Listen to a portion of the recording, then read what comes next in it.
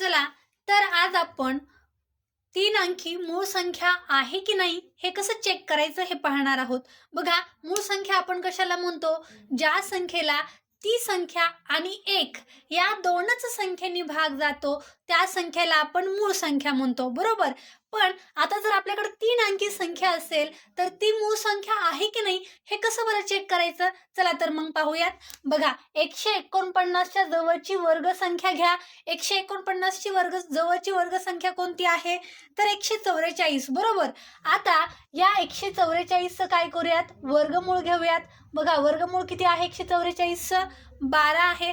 आपल्याला काय करायचंय तर 12 पर्यंतच्या सगळ्या मूळ संख्या लिहून घ्यायच्यात। कोणत्या कोणत्या आहेत बघा?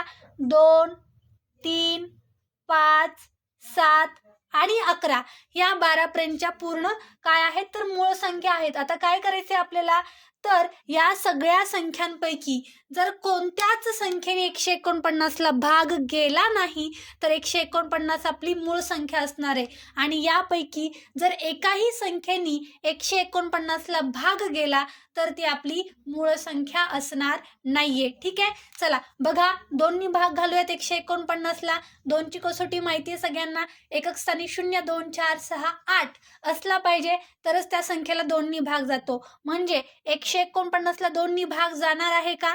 जाणार नाही। 3 ची कसोटी वापरून 3 ना 149 ला भाग जातो का बघू।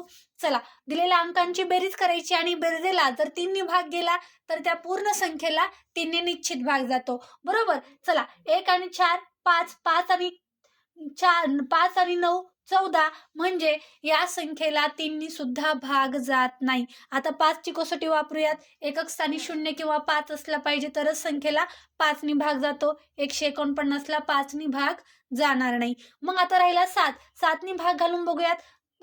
7 दुनी 14, 7 एक 7 पूर्ण भाग गेला का? नाही जाणार। म्हणजे या संख्येला 149 ला 7 नी पण भाग जाणार नाही। 11 नी भाग घाला, 11 एक 11 उरले 3 आणि 39 झाले। 11 त्रिक 33 म्हणजे पूर्ण भाग गेला का? नाही गेला।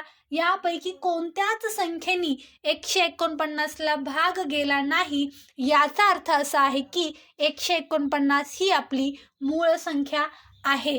अशा पद्धतीने 3 अंकी मूळ संख्या आपल्याला चेक करायची आहे। भेटूयात नेक्स्ट व्हिडिओमध्ये। तोपर्यंत सगळ्यांना tata bye bye, take care.